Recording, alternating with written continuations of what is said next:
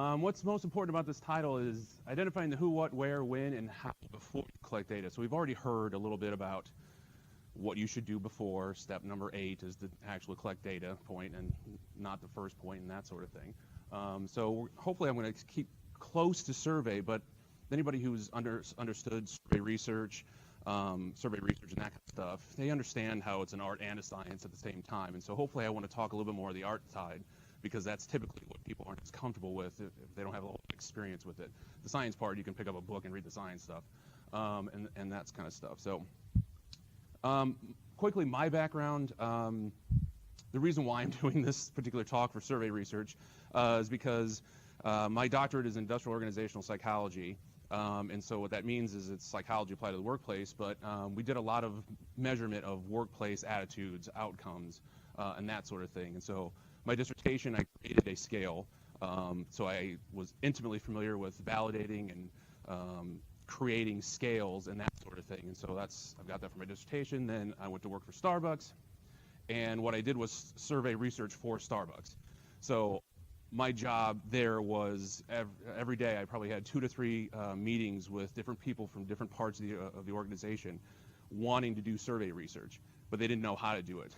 And sometimes they try to do it, and then I'd have to try to fix it, and then we talk about why the word before is up there.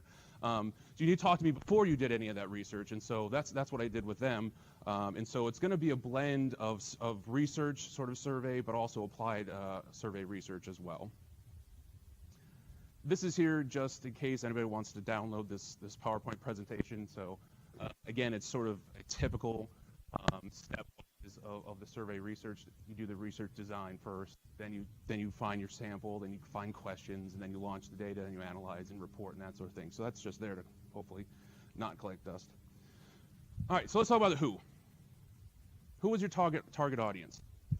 So when it comes to research, most of the time it is you're trying to extrapolate your findings to the different population. Maybe a large population if you're talking about all college students in the United States. You take a sample of college students in the United States, and then you say, oh, this applies to all college students. I've already talked, if you've listened throughout this morning's kind of talks, is that if you just use Marian University students, that's kind of rough. You can't just use Marian University students and say, oh, this is all college students and that sort of thing. So this is what we're talking about, finding a representative sample. And so if you want to say something about all college students, you have to find a whole bunch of different colleges and students from those colleges in order to say you have a representative sample. So what does that mean? If you want to do research here and only use Marian University students, and you want to say this goes all college students, I'm not going to buy it, and neither should some other people. What you need to do is collaborate with some other people at other universities and get some other samples from other universities and that sort of thing. That would be a more representative sample. You might have heard the term randomness. I think it's an idolized idea that we talk about in statistics that never happens. It's something we want to gravitate toward, but we never achieve. You can't randomize all college students in the United States. Like, you just can't do it. You can't. I mean, you could do it, but then it's not time feasible. So, but what he talks random people, they tend to be a little bit more representative. So you don't have that problem of what we were talking about earlier, that the people on the deathbed, your sample was, they're still alive, but the quality of life is really not that good. That sort of stuff. Common question about survey research: how many people do I need? And so if you paid attention earlier to power analysis, and they talked about power analysis, saying, all right, you do a power analysis, what does that tell you? Power analysis tells you this is how many people you need in order to find an effect. But the problem is, that's what it takes to find a significant effect. Does that tell you, how many people you need to find a large impact? Not necessarily. So a power analysis is, again, I'm pretty brutally honest when it comes to this kind of stuff. Power analysis is something that you tell reviewers after you try to design a good survey, saying, well, I did a power analysis, so that's how I followed the rules, and that sort of thing. So my effect is justified because I did a power analysis. When it comes to actual applied research, where you're not necessarily needing to publish, how many people do you need? You don't necessarily need to do a power analysis because you're not justifying it to an editor. So how many is enough? Well, I put it up here. If you want to be within 1% accurate of what your finding is, measure 6,000 people. Oh, okay. No, not easy, not easily done. If you want to be within 5%, then between 250 and 300 people are pretty good. So it's just the way the numbers work. If you get around 300 people, you get some randomness in it. You can't find 300 identical people very easily. So there's going to have some randomness within those people. And so you're going to be somewhat confident in your findings. But again, you've got some error there. Got about 5% error that you're willing to do. And also response rates. So what does this mean? Who are you going to collect data from? Well, again, all this stuff kind of overlaps. If you are doing to students in intro to psychology classes, your response rates hopefully will be around 100% because you give it to somebody and they take it. You're not going to get very many people. So what happens is you say, all right, I'm going to put it online. Well, you put it online, you can't really determine your response rates because you don't know how many people actually saw your survey. You were just talking before we were talking up here, and we were talking about a mail survey. So we were my thesis, my master's thesis, we did a mail survey. We sent it out to, I think, 2,000 to 3,000 people and got about 400 responses back. So what's going on here? 400 is good. I kind of like it. Master's thesis, so I didn't know everything I was doing. But it was over that number, which was nice. But my response rate was kind of low. Out of 3,000 people, only 400 responded. So that's slightly over 10%. Is that okay? Well, what the editor doesn't know doesn't really hurt him, he or she, and that kind of stuff. So what's going on? Do you want a response rates? The question you need to deal with response rates is if your response rate doesn't hold up when it comes to representativeness. Like, is the people who responded, the actual rates, are they weird? Are they different? Are they homogenous? And so if they are, then you've got some problems because you're asking the same person the same question. So if you, like, I use these examples all the time in class. I don't know why, it's because it's weird, but I'm the college president, I want to buy shoes for everybody. But I need to find the average shoe size. And so what do? I hang out around basketball practice and ask all the people that come out of the gym what their average shoes. That is a not representative sample. It's going to be overly representative, or not overly representative. It's going to be overly high estimate of what the actual shoe size is on campus and that sort of thing. So response rates, it's kind of difficult. When it comes to an editor in research, they're going to want to say you should have got a higher response rate. But if your magnitude's high enough that meets your power analysis, they'd be like, okay, run some analysis, find out if they're still representative. Do they still have some randomness in that sample? And if they're like, okay, let's go on. All right, mail surveys suck. We all know it. So fine, you got a low response rate, but that's how it is. Yeah.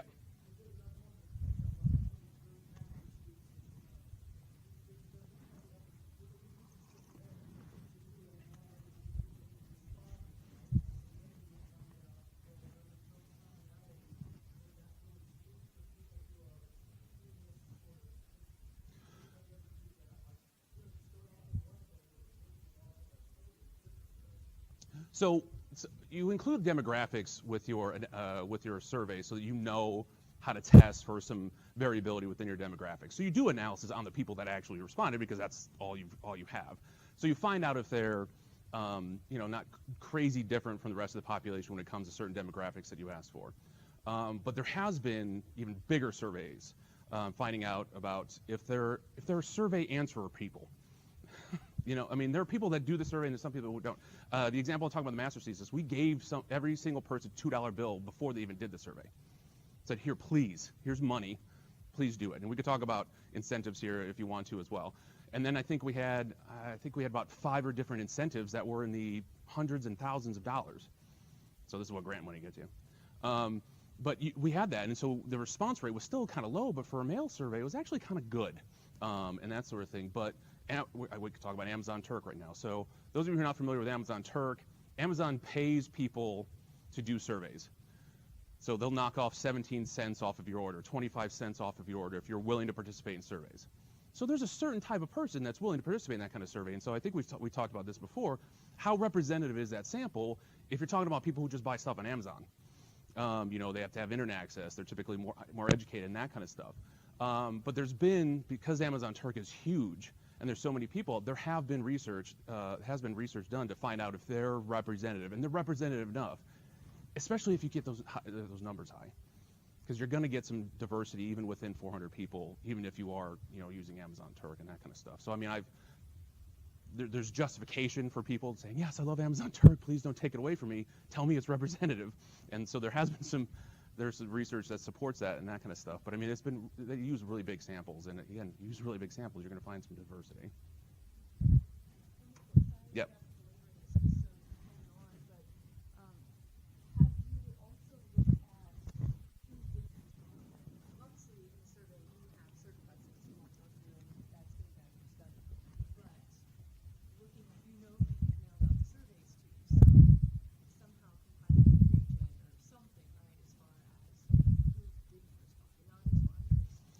I mean, typically we don't, just because we don't want to take the time to do that.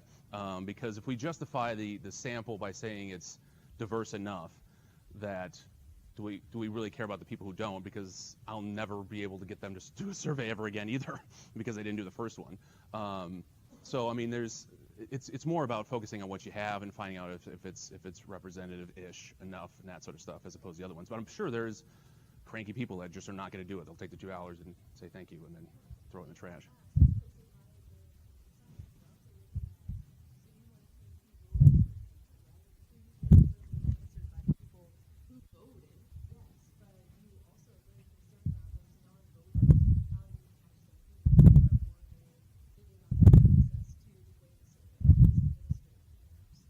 Yeah, so I think that's probably when we were over at the qualitative research talk. I mean, it's more conducive to that kind of research, going out and finding these people, doing the focus groups, going to where they are, and that sort of thing. And so that's probably not suitable for a survey because they just didn't do it. But yeah, I mean, there's other ways you do it. We didn't do it because we ran away from qualitative stuff because we like the quantitative stuff. As we just mentioned, you should include some demographic information, people that groups that you're interested in. I helped do a survey for the Office for Events and Conferences and Student Affairs a couple years ago with Ben Tebby, and I wanted to know how they wanted to break up their data. So you need to figure out how you want to break up your data first. Do you want to do analysis by groups? Do you want to see sex differences? Do you not want to see sex differences? Most of the time on there because it's a really quick question. People are okay with answering and that sort of thing, and it's very easy. But if you're not that interested in it, you're probably not going to use it for a grouping measure to try to find out if you see differences by that. But if you're interested in tenure differences or status, job status differences, anything like that, if we're talking about that student affairs, we asked that we were freshmen, sophomore, junior, senior, because we were interested in how we marketed that kind of stuff to those years and that kind of stuff. So you got to figure that out before you do it. So because a lot of times, when I was at Starbucks and even other places, they'll come and be like, I'm really interested in this group, and you go, great. How do we figure out who they are? Did you ask them a question? They're like, no. Okay, we're done talking about this. And then they're like, well, can't we figure this out? You're the data magician. And I'm like, no, you can't figure it out. You didn't ask the question. So you got to ask those questions first, and that's why you got to think about all the methodology before you do the research.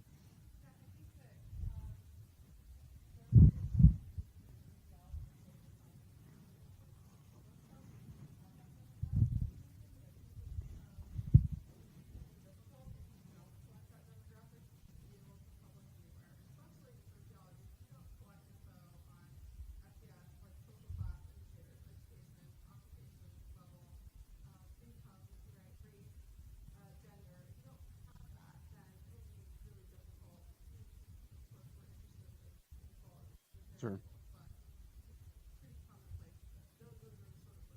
Yeah, I mean, they're within your subdiscipline, like whatever the traditions are about those demographics, you should follow them if you're trying to publish them. If you're outside trying to do that kind of stuff, figure out how you would actually, because, all right, so I'm sort of blending this idea between research, sort of survey research, versus applied, you don't need to publish it kind of stuff. So when I'm doing, when I was helping out,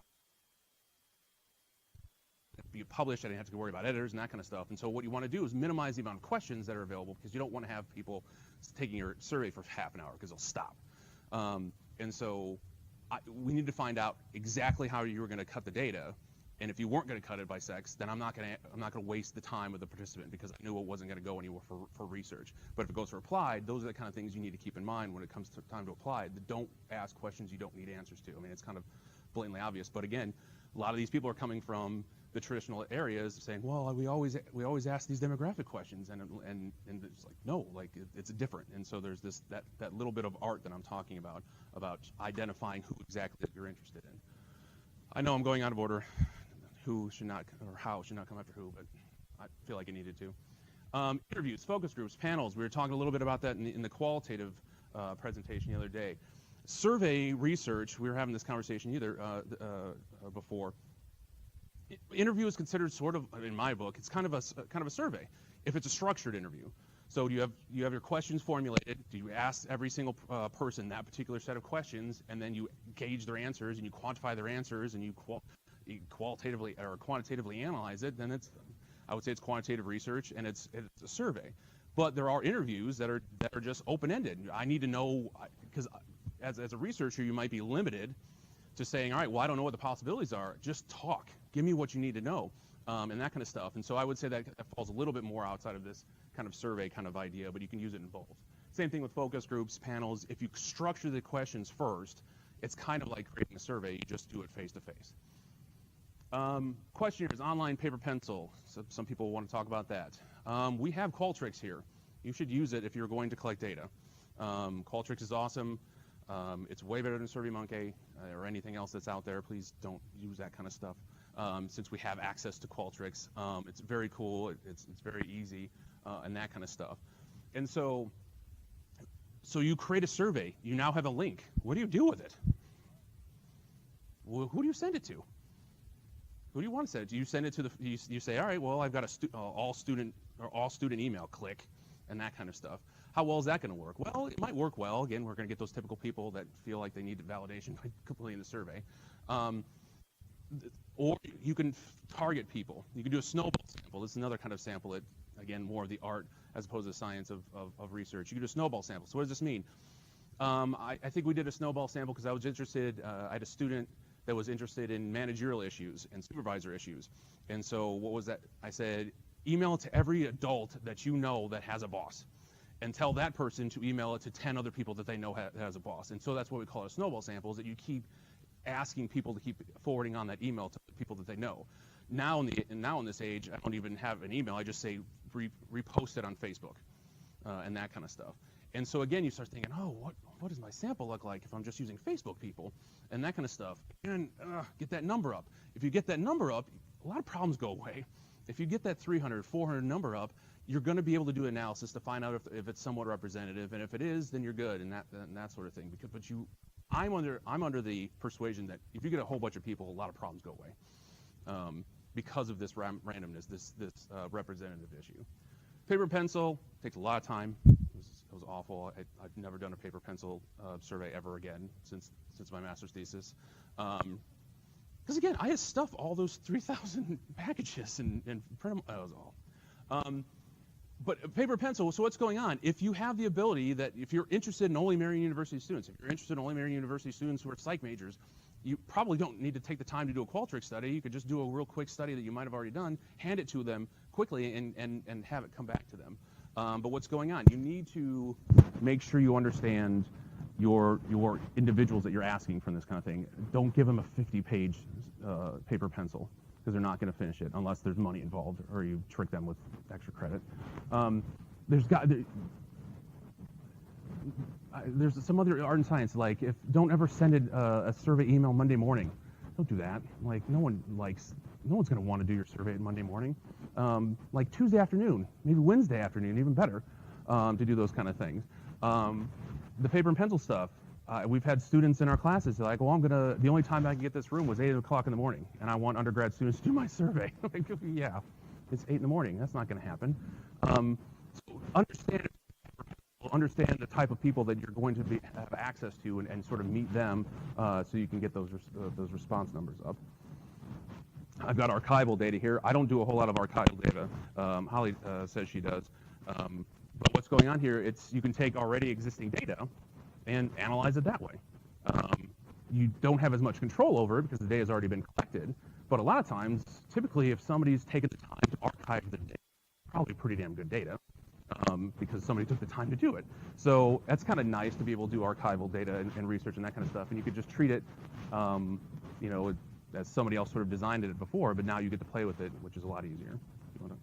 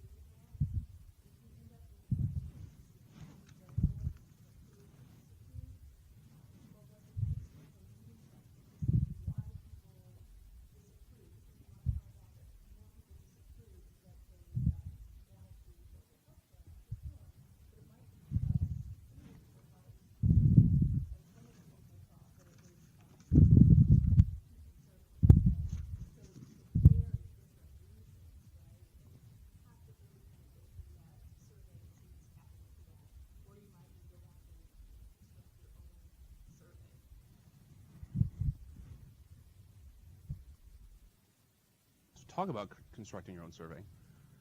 But what? What do you really want to know? Again, this is the question that I've asked every single person that I came in contact when I had the meetings at Starbucks. It's like, what do you really want to know? Because they want to know the moon.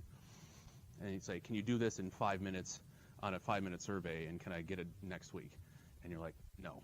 Because what's going on? Because you need to formulate what you need to know, because again, there's these questions. I got an example here. So say you wanted to know how much the students here enjoy the dining facilities.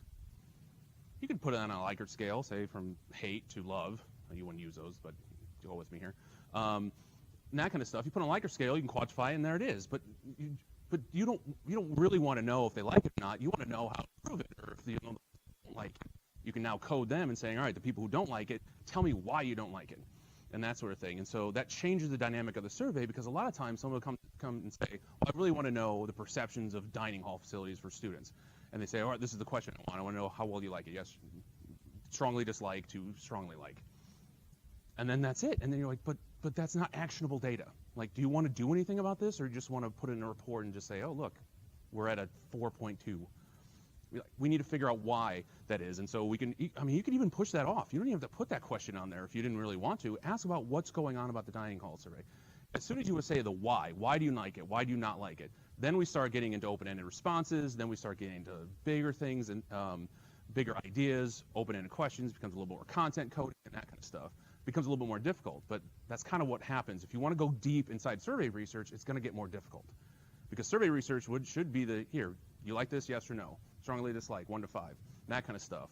That's why surveys are nice, because they're quick, they're fast, they're easy. But if you start wanting to get deeper, it's going to be kind of difficult. And so you might use something other than a survey. You might use open-ended responses, and then all of a sudden what that means is that it starts to get less survey-like, and people start getting a little upset. You're like, oh, this is taking 25 minutes. It's like, well, what quality data do you want? So that's a conversation what are you really asking? And it's a really good way to do that. Could it be some other way? Another thing, standardized measures versus create your own. If you're in the research, if you're trying to publish this kind of stuff, I've never experienced where you really kind of want to go to the standardized measures right away. You should go to them right away. And so what does this mean? People have published measures for things you're probably interested in measuring already. And so what does this mean? They've standardized them. They've done it. They've given it to thousands of people, hundreds of people. They've done reliability estimates, validity estimates, and all that kind of stuff. They say, hey, this actually is measuring what it's supposed to be measuring. That's what a standardized measure is. But when I was working at Starbucks, or if I'm talking about doing the with the student affairs, we made our own questions because they were more catered to wanting to know what they wanted. So then what does this mean? If you start making your own questions, you need to be careful about how you ask these questions. And so this is another big issue that's when it comes to the art of creating your own survey. If you're creating your own questions, you got to be clear and concise. Don't have double-barreled questions. Don't say, I love the psychology department and its future. Somebody can say yes to one and no to the other, but you can't use that in the same question. That's sort of a double-barreled question. Avoid ambiguity. Be like, I love eating at Marion. What? What are you talking about? Are you talking about the dining hall? Are you talking about just the fact of being here while you eat? So that's ambiguous. So you got to figure out and use the questions to be as clear and concise to find out exactly what you're measuring. So if you know what you're measuring, then you can be clear and concise about drafting questions to do that. Pilot test, proofread it over and over again. I don't know if you've seen any errors on here yet. Proofread, because I don't know, some people get a little upset if there's like a spelling error on your survey, and then they say, the hell with this, that kind of stuff. Open or closed questions. Open questions, a lot of time, a lot of effort, a lot of coding. And what do I say by coding? If I ask, why do you like the dining hall? Why do you dislike the dining hall? There's going to be a range of responses that people choose to type in. And unfortunately, if you're talking about a survey, a lot of people are not going to respond to that open-ended question because they're used to surveys, so they're just click, click, click, click. So if you're really interested and that's the thing you're interested in, you probably don't want to do a survey. You might want to do some focus groups, some panels, and that kind of stuff. But you could always throw them down there in hopes that you get some kind of good information. But you have to content code it. So what does this mean? Somebody has to read it. Somebody has to code it and determine what themes are in there. And so typically, if you're talking about quantitatively doing it, then you assign those themes and numbers, and then you start doing frequencies and all that kind of stuff. Close-ended questions are the point and clicks. Here, strongly like, strongly dislike, click right here, number 4, we're good, and that kind of stuff. A lot easier, a lot quicker, but again, minimizes the amount of real knowledge that you can really get. We've already talked about this. Where can you get your sample? Online, email, handouts, call-outs, ask people, beg people. Talk about incentives right now. What's going on when it comes to psychology undergraduate research? There's a bit of an issue about giving individuals extra credit for filling out surveys, because then they're motivated by extra credit, not by actually being honest about the survey, and that kind of stuff. The student affairs survey that we did a couple years ago, we actually had, I think, what was it? I think I wrote it down here. I think it might have been 20 $10 gift cards to Starbucks. Like, you participate, you have the option of going into this kind of thing. We had 300 responses at the end of the semester in a week and a half. I was like, woo, I'm impressed. This is great. I was expecting like 100, maybe 150, but then we got almost 300 students to do this kind of thing, and I was like, all right, well, they like Starbucks cards. And so what happens, I published, because I asked them to give me their email address to be included in the drawing and that kind of stuff. We'll talk about confidentiality and anonymity here in a second. But they gave me their email address, and so what happens, I emailed everybody and said, these are the people who won. And so what does this mean? Hopefully that perpetuates this idea of keep doing surveys from me, because people actually did get this money. I didn't lie to you and then just keep the gift cards for myself. I actually gave these things out, and somebody would be like, hey, you did that survey and that kind of stuff. So that perpetuates. When I was at Starbucks, we talked about a culture of surveying. We could talk about it here at Marion too. It's kind of gone down a little bit, kind of settled down, but for about 3 or 4 years ago, it was like survey, survey, survey. And so people started getting a little upset about how many surveys they were getting. And so you got to tone that down a little bit. You got to respect people's times, maybe target, take a sample of people, not just click all. And that.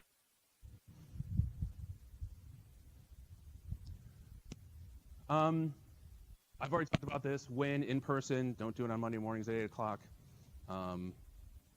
Be accessible during the times your target audience is accessible. I talked about never Mondays.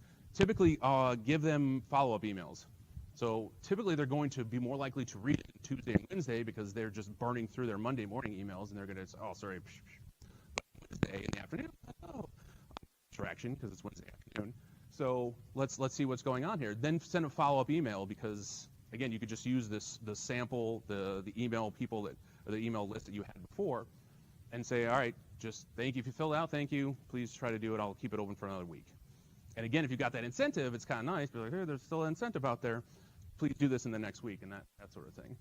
Avoid holidays, busy times end of the semester, and that kind of stuff. Because again, in my view, it's maximizing your sample, because you have such a better story to tell, a more legit story to tell if you've got a bigger sample and a good representative sample. If you want to talk about cross-sectional longitudinal designs, cross-sectional, what does that mean? That means I'm just going to ask you right now, the data we collected for student affairs, half those people have graduated by now at least. So what does this mean? That how good is that information anymore? Not great, because they're left.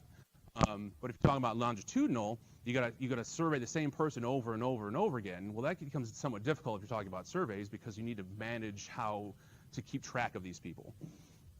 And keeping track of these people becomes a little bit of an issue, because we'll talk about confidentiality and anonymity here in a second, but you kind of want to maintain that. It would be great if you're anonymous, but you have to at least maintain confidentiality when you're doing this kind of survey research. I don't really love this idea of organizations not doing that, because then we know this, right? You get a survey from your employer, and it says, oh, this is your email, and it says, please reply. What's your name? What's your employee number? You know, I'm not responding to that, because they can track me and my responses and that sort of thing. So even when it comes to research wants confidentiality at the very minimum, and they love anonymity. But even in organizational research and applied, if you're going to get a certain group of people and a certain set of responses if you don't maintain confidentiality and anonymity. So if you want to do longitudinal, that's kind of difficult, because you have to have some sort of identifier for these people to match their data month after month, year after year, decade after decade. Finally, we talked about this the first session, how it's going to be analyzed.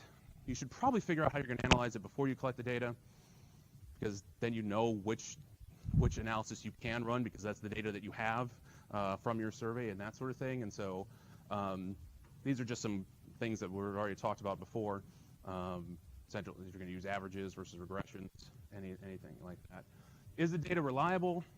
It kind of goes into the idea of the sample. Is the sample reliable? Is it representative? Are there people that gave up after the first page? Probably should get rid of all their data. You don't just get to keep their data because they gave up. Quitters. Apparently we don't want quitters. So is the data reliable? You can do reliability statistics on your measures, but can you do it on people? Well, you're going to look at people if they responded. If you saw a whole bunch of zeros because they want to burn through it and get their 17 cents on Amazon Turk, you're probably going to want to get rid of that.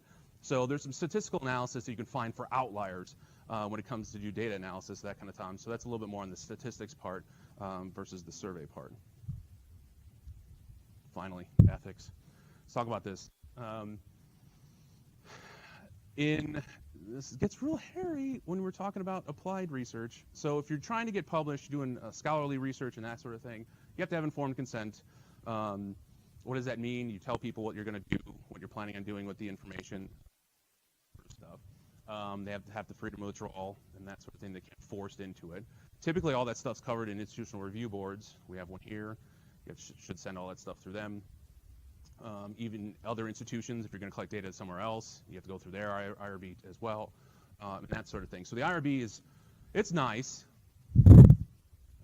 I guess. I mean, so what does this mean? They serve a very good purpose. They need to be there. They're the stopgap to make sure we're following ethics and that sort of thing. But again, at the time, you're like, oh, I want to collect data. You're like, oh, I got to wait for IRB, and then like a couple weeks go by, and you're like, oh. And that kind of stuff. But they serve an extremely valuable purpose to do that kind of stuff. So they check a lot of the ethics in your studies as well. But if you're talking about applied research, there's no IRB at Starbucks. So what happened? When I was there, it was, hey, ask these people this question to find out exactly what they want and ask their name. You're like, I don't want to do this, because I know it's going to be bad for the climate, the survey climate, but it's also going to be it's bad survey practice. But there are institutions they can do that, and there's no. I mean, when I was working for Starbucks, I was owned by Starbucks, and every bit of information was owned by Starbucks, and so they were able to do whatever they wanted to. So they could say, here, give me your laptop. I'm going to look all these people's names, and I'm going to look at the data, and that could happen because there is no IRB, there is no editor for a journal article and that kind of stuff. But again, it has a detrimental effect on the climate. If you ever want to go back to those people ever again, it's kind of rough. When I was at Starbucks, their their annual survey every single employee in the entire place. When I was there, it was like 90,000 people. So they did a survey of 90,000 people. Their response rate is 95%. And I was like, ooh. And I mean, they should just have like on a badge of honor. They were just like 95%. This is what we get here. Like, because I heard it all the time.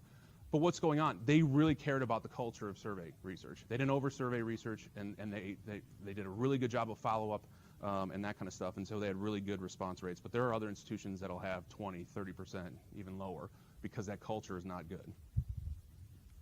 Difference between anonymous and confidential. Anonymous is that you don't have any sort of identifying information on the survey, so when they give it back to you, you have no idea who these people are. So that's anonymous. Confidential is that you know who these people are, but you don't tell anybody. You got to keep it, theoretically, you're supposed to be keeping it in lock safe or a twice built, data processing room that nobody can hack in, and that kind of stuff. But when it comes to longitudinal stuff, or you want to pair people's information, you have to say that you're going to keep their information confidential, but you might still collect it. And so, again, that comes to the level of trust that people might have with surveys. If you've got a good climate, they're going to trust it. If they don't, good luck getting a high response rate. Leading questions are phishing. I use this one in class too. How many would agree to, would you be okay with this question? Would you say yes to this question? Do you agree with creating or building more playgrounds in the city so that we can boost the physical health of the children in the city? Same question. Are you okay with raising your taxes to build playgrounds in other areas of the city? See, it's theoretically the same question, but if I want to get a certain answer, I can lead the question to get a certain answer. And again, this is where it comes to the art of survey design. If you're making your own study questions, you got some ethical challenges that you have to face and that sort of thing. Phishing, what is this? Asking a whole bunch of different questions and then post-hocking, finding the question that you liked, and then just reporting that, oh, this is the question I asked, as opposed to all the other questions that you didn't provide the information for. And again, anonymous groupings, what does this mean? This is another big area. If you're talking about organizational research, you can't say that one person is from this work group. If there was 5 people that were given the survey, but only 1 responded, and then you report the one person's response to that work group, that's no longer anonymous. So you got to make sure that you have enough people to maintain anonymity if you're doing group level assessment. I think this is almost close. Time. Doing survey research, time is of the essence, so is money. So what does this mean? You want to do it as fast as possible for as cheap as possible. And you're like, oh, that's awful. Well, that's reality. So what does this mean? You've got to maintain. I've had clients when I was at Starbucks come in and say, all right, well, I want to have a 15-page survey for my 500 people. And I go, no, this isn't going to work very well. And so costs, if you're talking about Amazon Turk, costs for Amazon Turk people, I think it went up to like 40 cents a person to 60 cents a person recently. So if you're talking about getting actual data, you pay for it that way. So you probably want to do a power analysis to find out exactly how many people you need so you can spend as little money as possible. But again, it's good for editors, but is that good for your research? Well, maybe not. All right, let's talk about lying. People want to be social desirable. They want to say that I'm an awesome boss. Everyone loves me. I'm a great leader. All my leaders are great. All that kind of stuff. So the social desirability, you got some lying issues in surveying. You can't really get rid of them, really, honestly. This is another little tidbit. You can put social desirability subscales and honesty subscales embedded in your survey to find out the liars versus the not, and you can get rid of those liars. Like, I don't want to tell you people because now you're going to know that there's a lying scale inside. You're just try to find it. But you can do that. That's extreme and that sort of thing.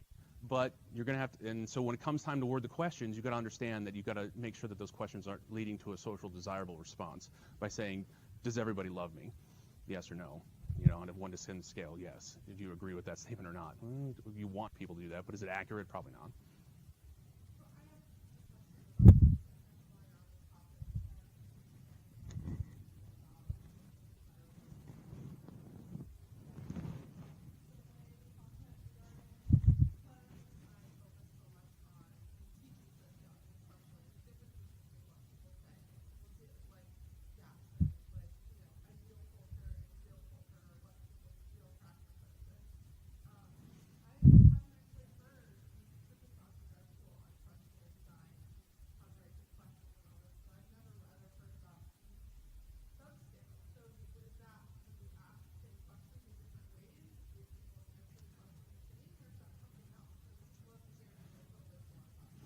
typically they're like a different scale entirely that's embedded throughout questions that becomes, I don't even know how many questions it could probably be. I mean, it could be between 5 and 7, maybe even 10 questions and that kind of stuff. But you embed it throughout the questions so they don't see them all together. And so they have these random questions around here, and you're just like, I don't even know the examples because I've never used them because, but I know that they exist. I know my buddy did his dissertation on them. But then you summarize that scale, and they get like sort of a rating about how honest they were. And then you can sort of deal with if their honesty level is too high, or you cut them out and that sort of thing. You know. Shh, don't tell anyone.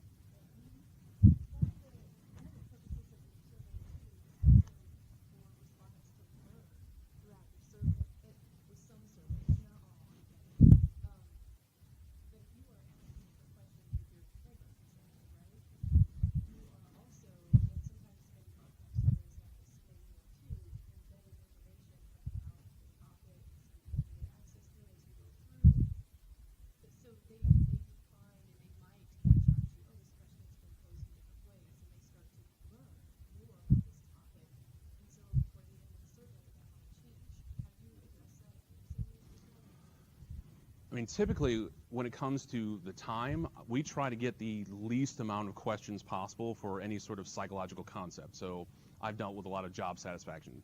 So, I mean, how many different ways can you ask how satisfied are you with your job? You know, are you satisfied with your job? 1 to 7. But what's going on is you can't do a reliability analysis on one question. You need 3 questions for reliability. And if it's just 2, then it's just correlation. But you need 3 items, and so typically that's what the magic number is for when it comes time to honestly say you're finding something. And so, but what happens is that typically we'll move those questions everywhere in the survey. So hopefully you're not seeing like, you asked me about this job thing already, and that sort of thing.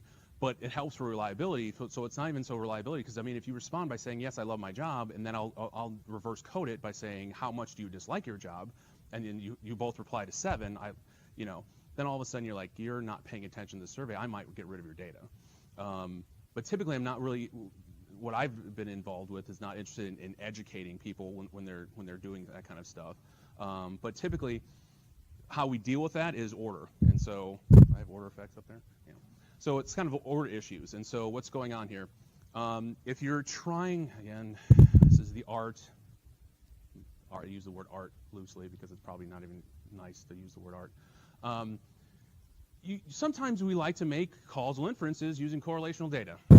So cross-sectional correlation or cross-sectional data. We like to use that kind of thing to make causal inferences. So what's going on here? Typically, you've got to make sure that whatever the direction you're saying, like job satisfaction leads to retention, or not retention, let's say commitment. You got to ask commitment stuff before you ask the job satisfaction stuff, because then all of a sudden you're like, oh, I'm really satisfied with my job, so obviously I'm committed. You shouldn't do that. You should put the organizational commitment items first. So say, oh, how committed to your job? You're like, oh, I'm okay. And then I ask you about your satisfaction. You're like, oh, I'm pretty satisfied. Typically, people aren't going to go back and say, oh, well, that is incongruent. I can't be really satisfied but not committed. So typically, there's some art. Again, I don't really use it. It's probably bad art. That you massage what you're doing there to sort of make sure that you understand that it's the dependent variable versus the independent variable causal sort of connection, or at least the directionality. But typically when you're doing some of those other surveys, if you're talking about constructs, we embed them all together so that it keeps them fresh, and that sort of stuff. Sometimes you reverse code items, so you ask them in the negative, and so to make sure that they're paying attention and that sort of thing.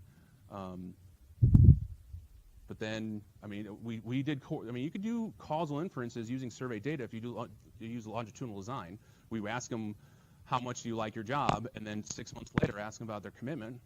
And we assume that there's some sort of causal relationship there because time was there and that sort of thing. So you can do longitudinal causal sort of inferences using survey research. If you use it on cross-sectional, then we try to work some magic by saying, oh, we asked it first, and that kind of stuff. The responsibility answer, we've already talked about it throughout today, talking about who is responding to these things. There are some people that are just the responders. People who don't have internet access or computers are not going to respond to Amazon Turk. People who don't have discretionary income to buy stuff on Amazon are not going to be using Amazon Turk, and that kind of stuff. And so if you really want those targeted populations and you identify who you need Surveys might not be the answer, it might be something else, but I think I've heard this before, like the allure, the seduction of the survey. I've heard that term before. Surveys are so seductive. Why? Because they're just so quick and easy and fast. But what's going on here is that, I mean, that's kind of reflective of a little bit of what your data is, as opposed to if you really want to know deep down kind of stuff, survey research might not be what you're interested in. What else? How else can you get some information? I had a student, was it like 4 or 5 years ago now? I think, what did he do research on? Beer? I think he wanted to do some research on well, it wasn't, Bob, where are you at? It was about beer. It was about the local breweries in town. It was a A-team thing. And Miles posted on Reddit. And Reddit users are not supposed to post that kind of stuff. Like, don't put links on there because you get kicked out of Reddit because it's not that kind of place. But he posted on Reddit and he got 300 responses in like a half an hour because Reddit users wanted to talk about the local beer scene and that kind of stuff. And so I was like, hey, let's just do a quick survey and we'll figure something out. And I mean, no longer did he leave my office. He comes back, he's like, I got 300 responses. Okay, that was awesome. And Reddit was free because you just post on Reddit and people just, that kind of stuff. And so the quality of the data, as you start getting around 300 people, then we might be all right. We do some analysis to find out if they're good, if it's a strong sample or not. Social media, I posted stuff on Facebook for students saying, please do this survey. And again, if you get 500, 600 people, then you start feeling okay. Again, I'm on the persuasion to get more people, a lot of these other issues go away. But if you don't do these things, then problems start to really pile up. What other questions do you have?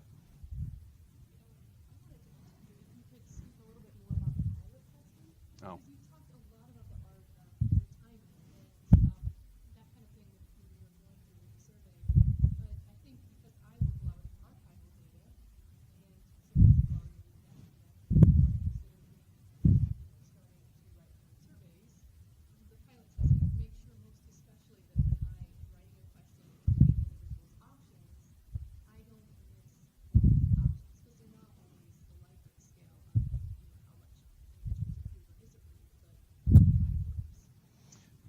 Yeah, so when it comes to pilot testing, it depends, right? Every answer.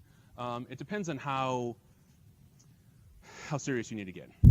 So, for example, my dissertation, if anybody remembers that presentation from 7 years ago, I created a scale, and so what does that mean? You create a scale. I created a scale about supervisory support at work, and so I had 15 questions.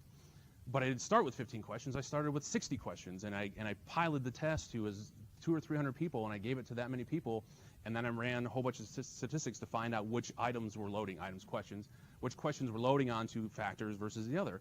And then I asked them, like, did they understand what this meant? Please explain, and that sort of thing. And so I needed to have 200 or 300 people because I wanted to do a study and publish this kind of stuff. Most of the time, if I'm talking about a real quick survey that needs to go out, not necessarily for publication, I would just give it to five or six people and say, do you know what I'm talking about here? Hopefully they'll help you do that kind of stuff.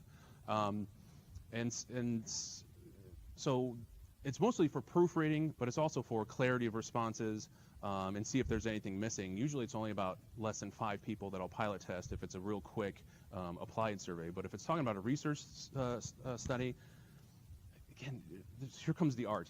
You could call it a pilot study, and then you find out that the people in the pilot study are the similar group of your final study, and then you just throw them all together. So there's one way you can find out if your information works. You say, all right, well, I'm just going to look at these first couple people, and it works, and you find out that their demographics are good, and they understood the questions, and the questions are loading together. You got good reliabilities for your scales and that kind of stuff, and then you give it to other people. But sometimes you like to put them together and be like, oh, they weren't significantly different on these demographic variables, so sometimes you can aggregate it. But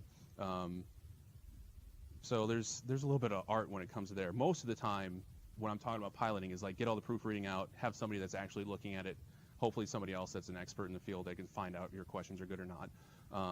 And then if you really wanted to, pilot it to 20, 50 people and see how they're responding, see if the reliabilities are started to get to hold up. And then just keep going on with that kind of stuff. But I needed a real true pilot for my dissertation because I needed to whittle those 60 questions down to 15. Keeping you all from lunch. Anybody else? There's also tables. Look, like I remembered. Um, you might want to get up, but there are tables where there's specified topics of conversation throughout the table. So don't forget to look around if you're interested in for more information about those topics. If you've got any other questions, email me, come talk to me, any of that kind of stuff. All right, thank you.